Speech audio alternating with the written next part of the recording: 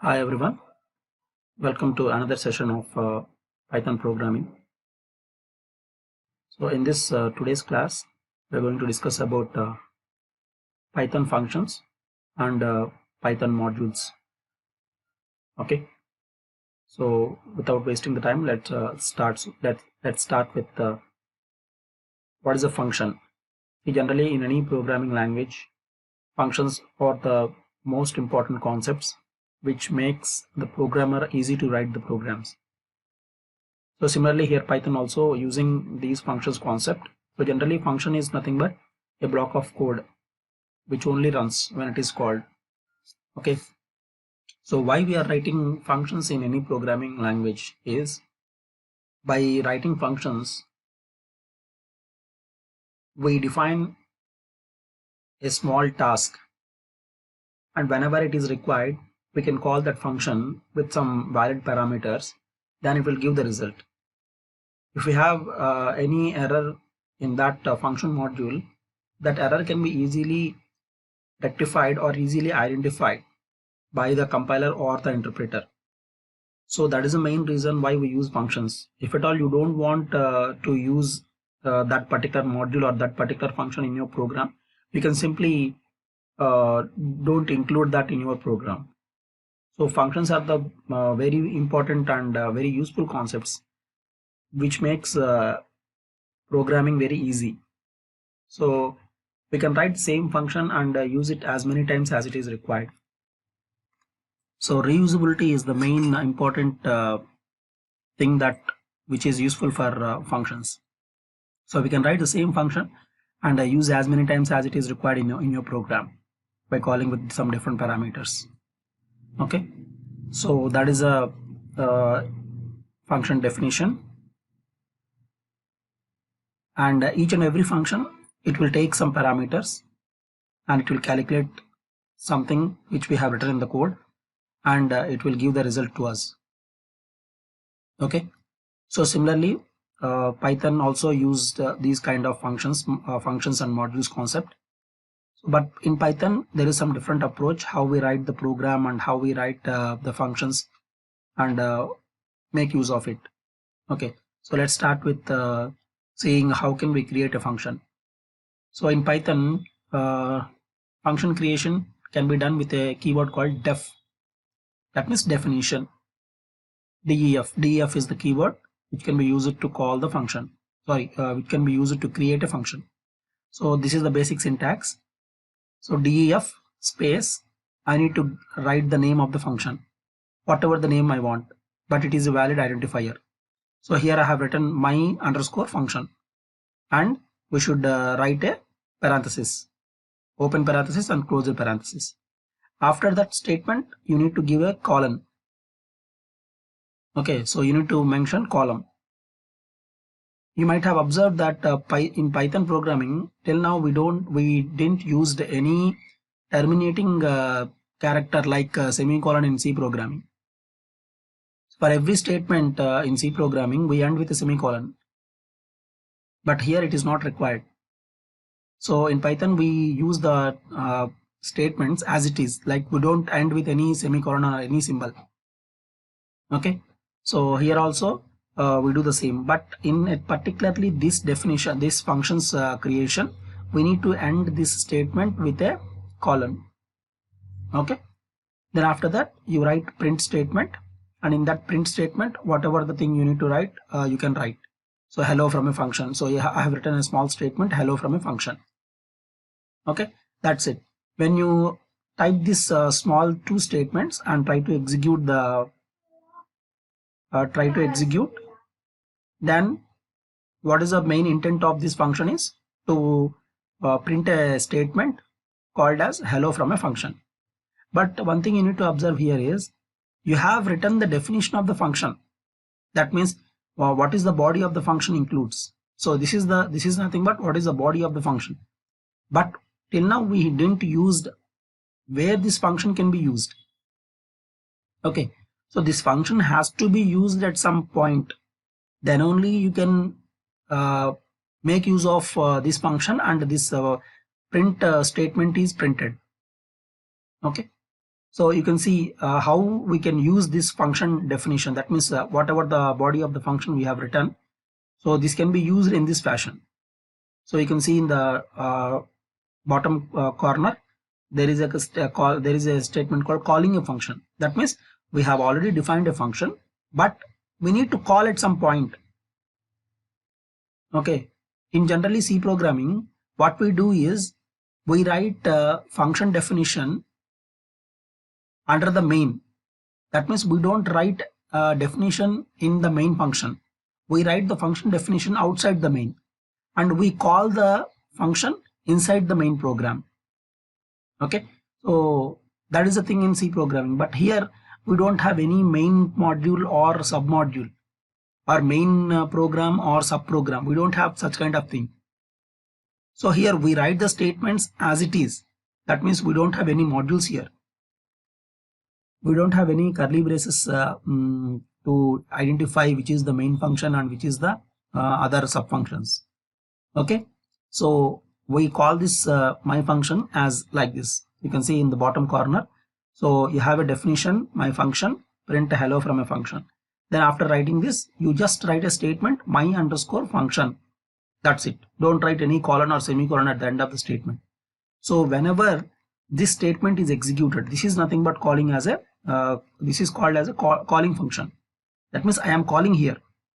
So here what should be printed here? Whenever I called this my function, I should get a statement called hello from a function.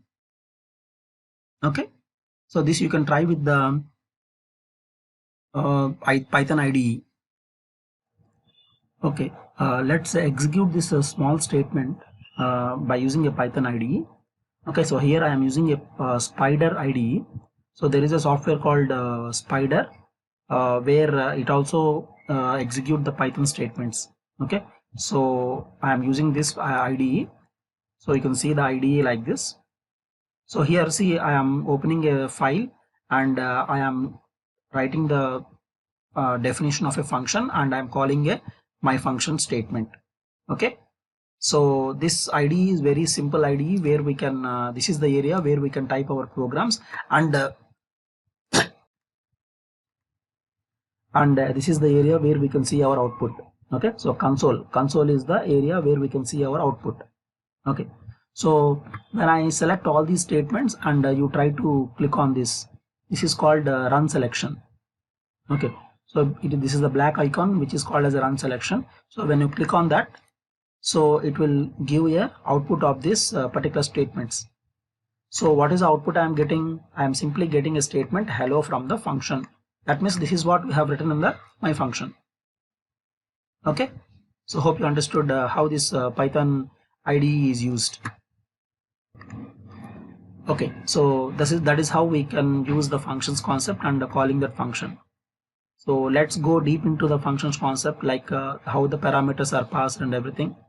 So arguments are nothing but what? Arguments are the parameters that I am passing to the function. Okay, arguments are nothing but parameters that I am passing to the function. So here in the previous example we have not used any parameters, but in this example I am using a parameter called fname.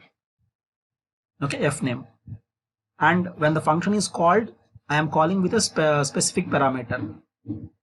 Okay, so fname is nothing but here it is a first name. It is general parameter, whatever the name I can give. Okay, so you can see the example here, definition my function, I am passing a parameter fname. Okay, and in print statement what I am writing is I should write this parameter fname, plus symbol is used, and I should get Thereja. That means fname is nothing but it is a first name. So while calling the function I should give some different first names, and my output should be as combinedly this first name and Thereja. These two will be sum of these two statements. Okay, don't call it a sum of the two statements, but it's like combiningly presenting these two words as a single statement. Okay, so fname is the parameter I am passing, and in print statement what I am writing is first I should get the fname plus Thereja. That means Thereja should be common for each and every name that I am passing as a parameter. So when I am calling a function, my function, I am giving a parameter rima. Okay, so this rima is substituted in fname. Okay, this rima is substituted in fname, and in print statement also rima is substituted in fname. So what should the output I get? Rima and Thereja. I should be combinedly get this statement. So this to combine these two words, I have used a plus operator. So this can be used in print statement like this. So you can get an output like Rima space Thereja. And the same function I am calling another time by other parameter called Tony. I am passing another parameter Tony. So at this time the Tony will be substituted in fname. So Tony will be substituted in fname, and this Thereja will be combining with the Tony and presenting the output as Tony Thereja. Similarly, I am calling the same my function statement with parameter Kevin. So 3 times I am calling the function with some different parameters each and every time. First time Rima, second time Tony, third time Kevin. So again the Kevin will be substituted in fname, and again in the print statement also Kevin will be substituted in fname, and it is combining with the Thereja, and I am getting the output as Kevin Thereja.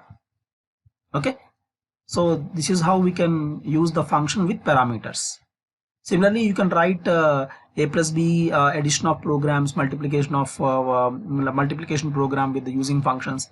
Okay, we can pass parameters to that a comma b, and with that a comma b I can print the statement.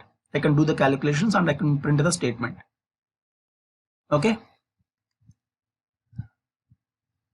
next, number of arguments. See, this is what very important thing, number of arguments. That means you have written a function which accepts 2 parameters, but unfortunately you are calling that function with only 1 parameter. Then the function will not execute.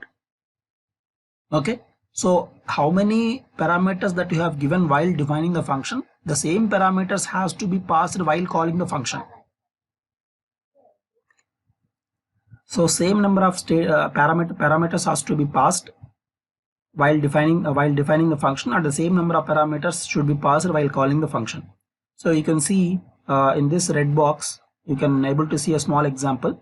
I have written a function definition, my function, in which I am passing 2 parameters. One is fname and second one is lname. Fname is called first name, lname is the last name. Okay, so those are the parameters I have taken. These are identifiers. You can give any kind of identifiers here. It's not like fname is given, lname should be given. We can give any number, any different kind of identifiers for this. So while printing the statement, what I am printing is I should get the first name first. That means fname plus, and you should get some space in between first name and last name, and then again plus statement and lname. Okay, so plus should be given. That is, plus is nothing but concatenation in Python. Concatenation. What is concatenation? Adding these 2 statements or combinedly presenting these 2 things, fname and lname. Okay, so I am passing fname and lname as a parameters to my function, and in body of the function I have written a statement. Fname should be printed first, and then I should get some space in between, and I should get the lname. Okay, so now I am calling the function with 2 parameters because I have defined the function with 2 parameters, fname and lname. So I need to give 2 parameters, Kevin and Thereja. Not only Kevin and Thereja, you can give any kind of names, but you should pass 2 parameters. Okay, not less than that, not more than that. Exactly, you should give 2 parameters because in the definition you have taken 2 parameters. So by taking these 2 parameters, my function is called, then these 2 parameters will be substituted in this particular function definition. Kevin will be substituted in fname, Thereja will be substituted in lname. So now you will get the print statement as Kevin space Thereja. That is the output we should get. Okay, so in the bottom I have written a statement. The same function I have used but calling with the different parameter. That means this function definition requires 2 parameters, but I am passing only 1 parameter. I am passing only Kevin. Okay, so what happens? It will give an error saying that one parameter is missing. Okay, So as you see by the definition, a function must be called with the correct number of parameters, meaning that if your function accepts 2 arguments, you have to call the function with 2 arguments, not more than that, not less than that. Okay, so that's what I have explained you. So this is the thing you need to keep in mind while writing the functions. If a function requires 2 parameters, that should be, the function should be called with that 2 parameters. Okay, so that is the most important thing you need to observe while giving the parameters to the functions. Next. Okay, there is something called arbitrary arguments. Okay, parameters or arguments, whatever. Here the thing is, if you don't know how many number of parameters that you have defined while writing a function, okay, while giving the function definition, you don't know how many parameters you have taken. Okay, so at that time I can use that kind of examples as by providing star in front of the parameter. Okay, star in front of the parameters. Suppose in the example part you can see definition my function. Okay, so you are writing a function called my function. In brackets, what you have did is, see, actually this function is nothing but what this function will display what are the names of the kids. Okay, what are the names of the kids? So here, what is the parameter I should pass? Names of the kids. But I don't know how many number of parameters I am going to define. So that's why what I did is I put star in front of the parameter. Okay, then in print statement I have written something, the youngest child is kids of 2. Okay, so here see, while calling the function, what you have written is you are calling this function with the 3 parameters, Tony, Tiffany and Linus. Okay, 3 parameters, but these 3 parameters are not going to be printed. Okay, so all these 3 parameters are substituted in kids, but the first parameter is as taken as 0 index, second parameter as 1 index, third parameter as 2 index. Now in the print statement what I have written is I want to print kids of 2. That is, what is kids? Kids contains these 3 numbers, these 3 names. Okay, because multiple parameters, so that's why if you are giving multiple parameters, you mention star in front of that, star in front of that parameter. Okay, so the first parameter will be stored at index 0, second parameter will be stored at index 1 and the third parameter will be stored at index 2. Okay, so here what I am printing in the body of the function, I have written the youngest child is kids of 2. So what is kids of 2? Obviously Linus, because this is at the second index. So the answer will be printed as the youngest child is Linus. Once again I am repeating this concept. If you don't know how many parameters that you are passing to the function, so you can see the definition here. If you don't know how many arguments that will be passed into your function, you just add star before the parameter name in the function definition. Okay, so here I am calling a function with 3 parameters. So these 3 parameters are substituted in kids. Okay, so since I am using 3 parameters, I should write star in front of this parameter. It's not required only 3 parameters I should pass. I can pass any number of parameters. But if you are passing multiple parameters to the function, then you have to write star in front of the kids. Okay, so whenever you have written star, obviously it becomes an array kind of thing. So the first parameter will be at 0 index, second will be at 1 index, third will be at second index. Okay, now you can use those indexes and try to print the statements accordingly. So here I am printing kids of 2. What is kids of 2? At kids of 2 there is a statement called Linus. Okay, the name is Linus here. So that is the output I am printing. So if I am using kids of 1, what should I get the answer? I should get the answer as Tiffany.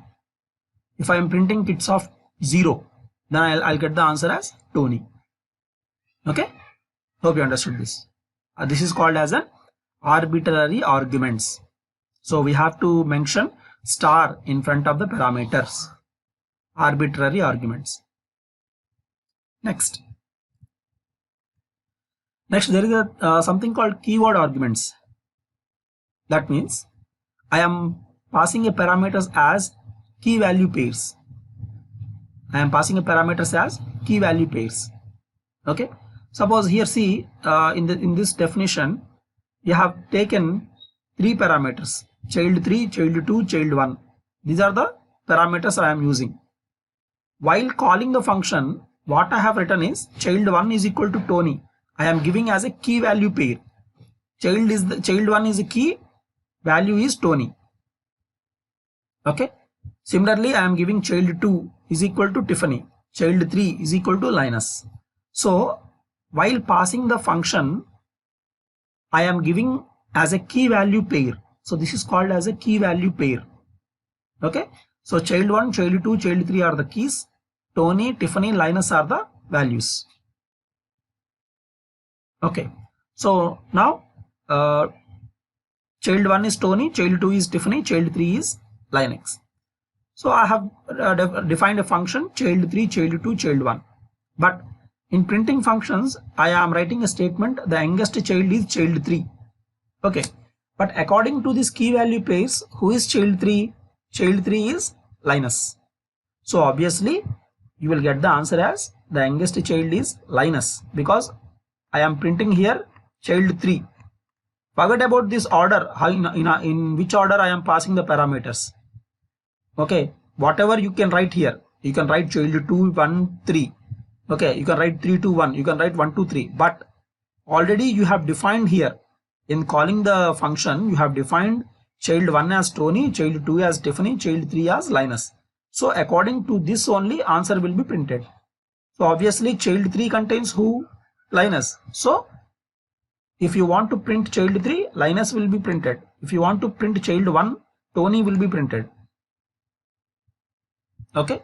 So this is called keyword arguments. Once again I am repeating this. In calling a function, I can use key value pairs as in this fashion. Key is equal to value.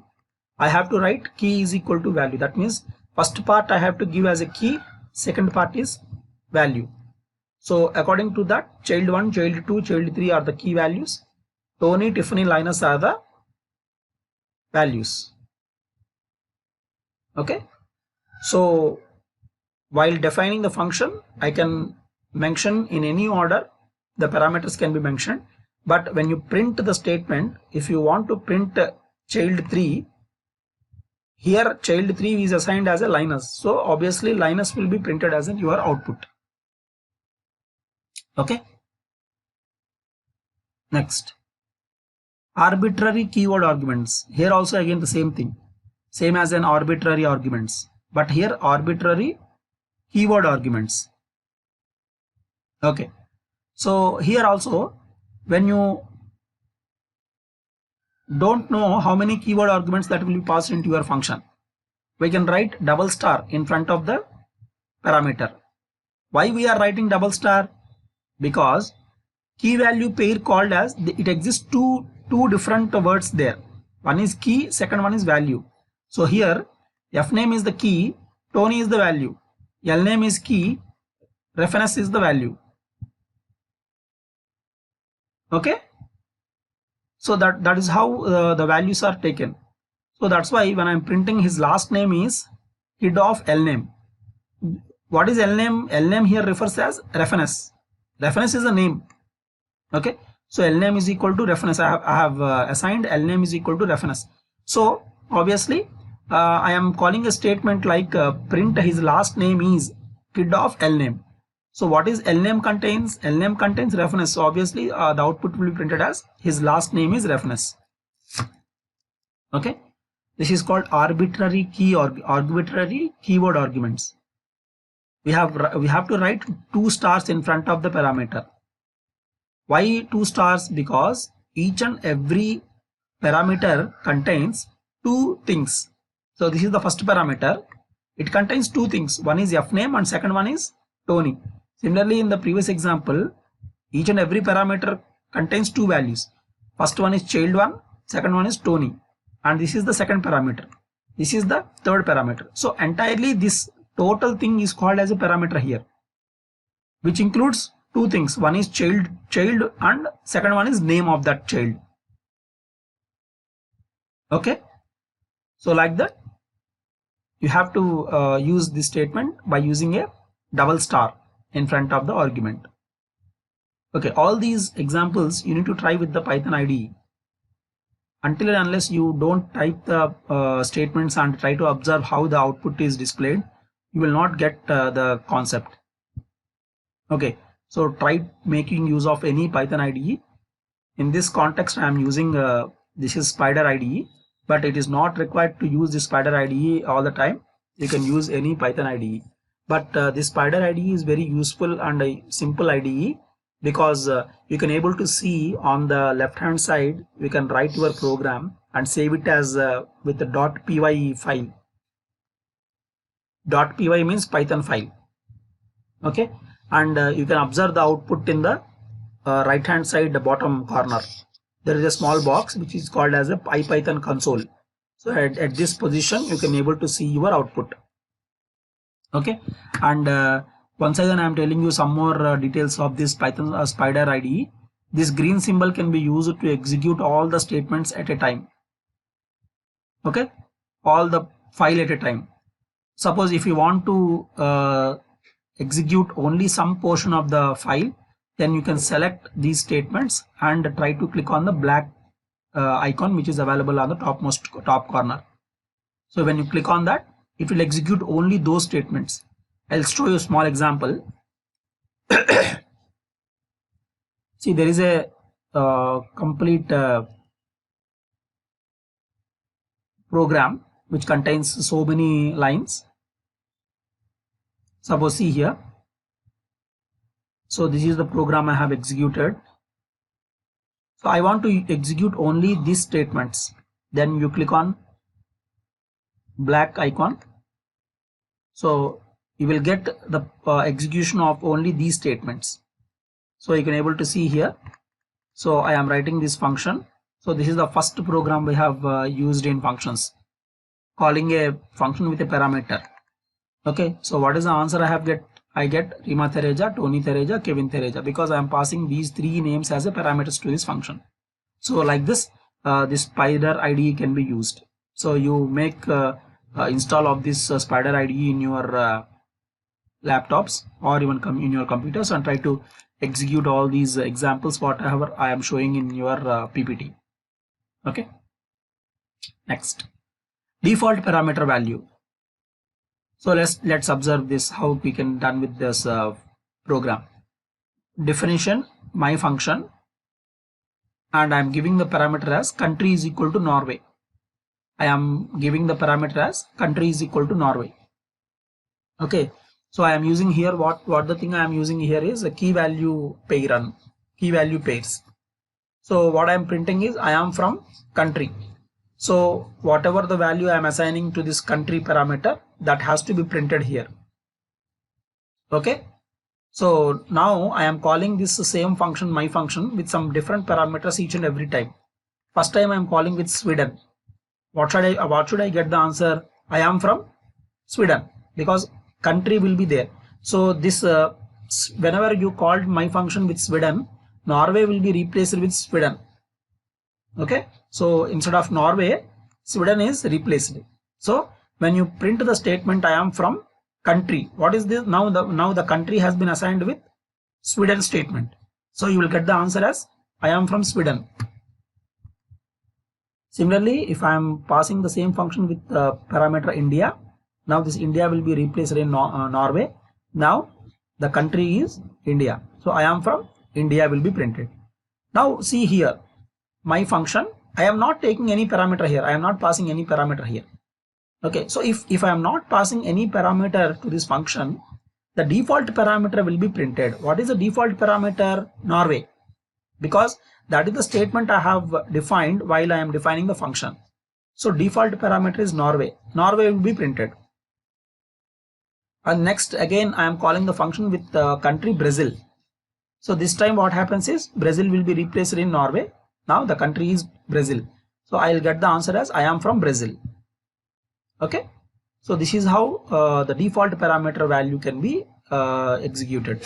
That means whenever I am passing a function with no parameter, if I am passing a function with no parameter, the default parameter will be taken into the consideration and it will be printed. That is the thing I am trying to explain in this slide. Okay. So what is the default parameter? I have taken Norway. So whenever in this function, calling the function, you are not given any parameters to that function, the default parameter will be printed. Next.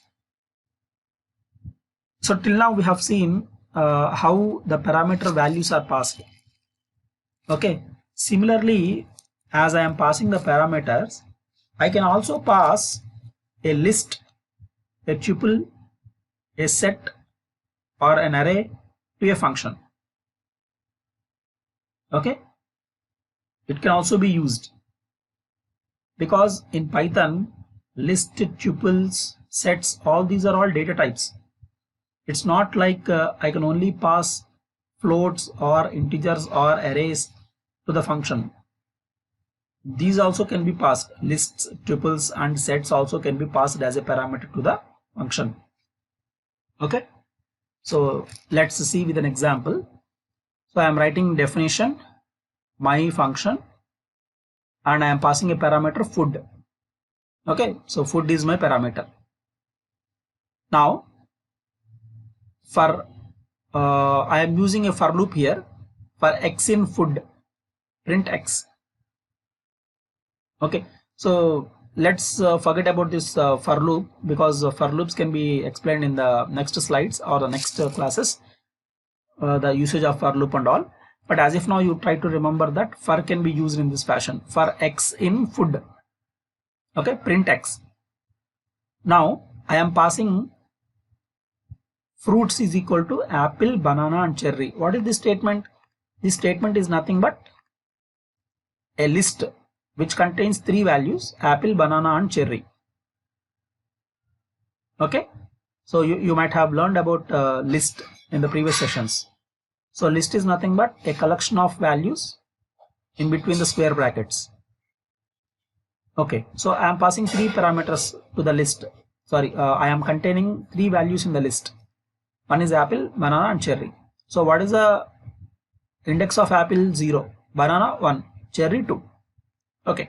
Now while calling a function, I am passing fruits. What is a fruits here? Fruits is nothing but it is a list. It contains three values. So obviously, so this fruits is called as the actual parameter and this food is called as the formal parameter. Okay. So you might have learned about the importance of formal parameters and actual parameters in C language. So similarly, the same kind here.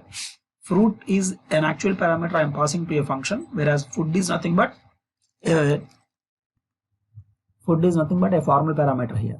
Okay. So when fruit is called to the my function, these values will be substituted in food.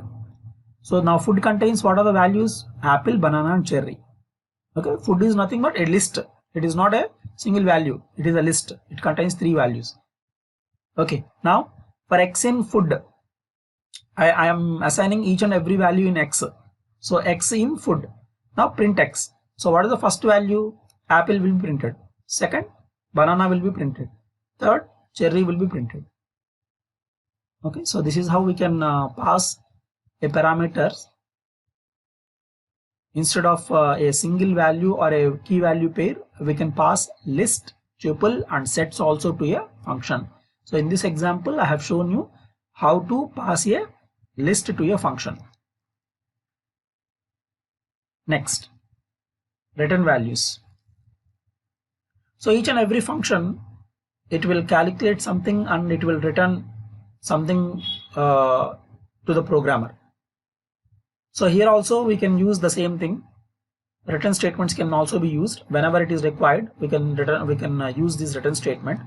So you can see as example here, I am writing a definition, my function, and passing a parameter x, and in the body of the function I am writing a statement, return 5 into x.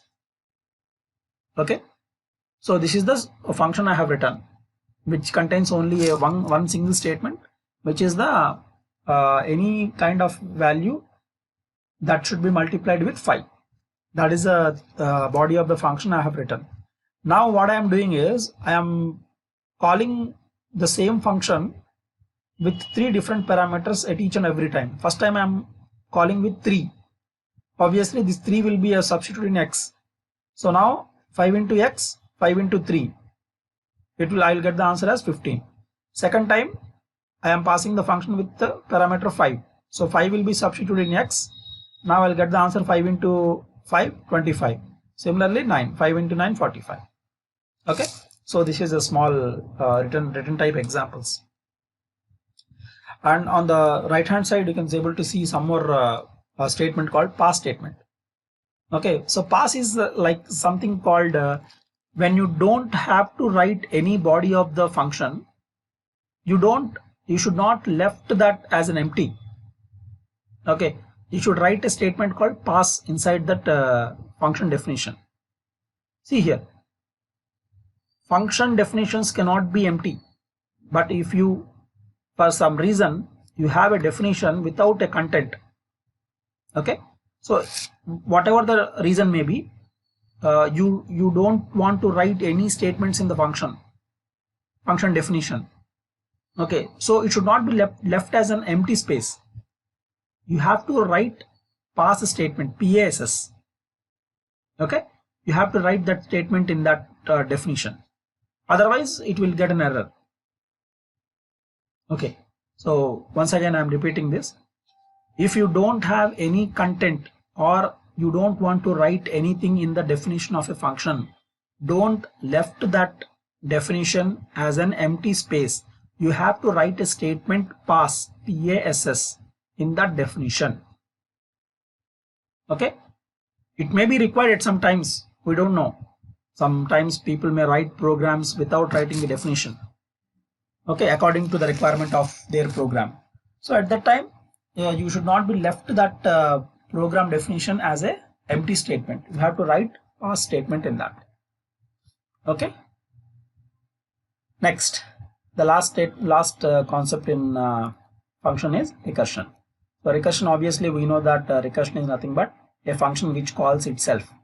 We have seen so many times in C programming also. We have done so many programs like factorial of a number, GCD, then towers of Hanai program. Okay, so here also we can use the same function. Recursion is nothing but calling the function itself. Okay, let's see with an example how this recursion can be done in the Python programming.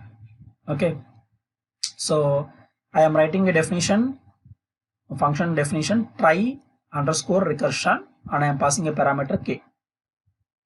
Okay, so here I am using if conditions, if and else, but if and else I didn't explain you how we can use if and else, but as if now you just understand. Okay, there is nothing complicated here. We can easily see, by seeing the statement we can easily understand how can we write if else in a program. Okay, so if k greater than 0, that means this value whatever I'm passing, that is greater than 0, then what should I get the result? K plus, again I am passing the same function with the value less than 1. That means k will be here k minus 1, and again next time again calling with that function with the same parameter. Okay, so it is like factorial of a function is there. So when I am passing 4 here, 4 into 3 into 2 into 1. So each and every time what should the value should be? Value should be 1 less than the original number. So here also what I am doing is I am calling a function with the parameter 6. So 6 will be substituted here. So it will check whether 6 is greater than 0. Yes, it is. Then it will come into the body and it will execute 6 plus, try recursion, 6 minus 1. What is 6 minus 1? 5. So again, this 5 will be substituted here. Okay, again it will check 5 greater than 0. Then again 6 plus 5, 6 plus 5 plus 4, 5 minus 1, which is 4. So like that, 6 plus 5 plus 4 plus 3 plus 2 plus 1. Okay, that's how you will get the result. Okay, if you want to write a factorial of the same number, you can just add asterisk symbol here. Instead of plus, you can write asterisk, because factorial is nothing but what? It will multiply the numbers. 6 into 4 into 3 into 2 into 1. But here I have written plus. Okay. So according to this example, 6 plus 5 plus 4 plus 3 plus 2 plus 1. That is the total value I should get. And I will get the answer as 21. Okay, which is a recursion concept. Next we have Python modules.